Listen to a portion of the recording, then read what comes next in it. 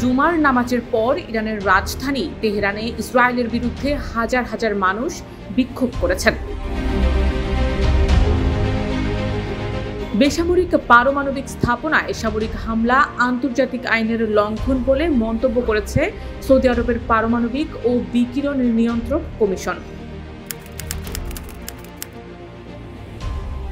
সপ্তাহ ধরে চলা হামলা পাল্টা হামলার মাঝেই আবারও ইসরায়েল জুড়ে একযোগে অন্তত 25টি ব্যালিস্টিক ক্ষেপণাস্ত্র ছুড়েছে ইরান।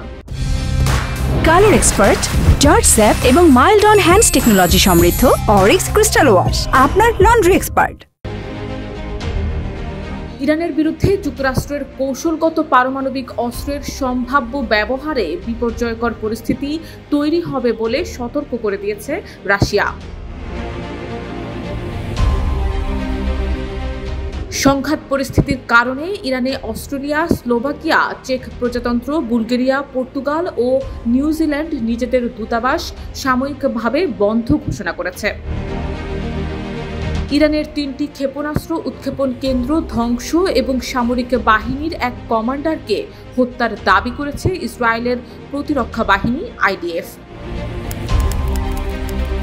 নিজেদের পরমাণু প্রকল্প এবং ইসরায়েলের সঙ্গে চলমান সংঘাত ঠেকাতে ফ্রান্স, জার্মানি, ব্রিটেন ও ইউরোপীয় ইউনিয়নের সঙ্গে বৈঠকে বসছেন ইরানের পররাষ্ট্রমন্ত্রী সৈয়দ আব্বাস আরাকচি।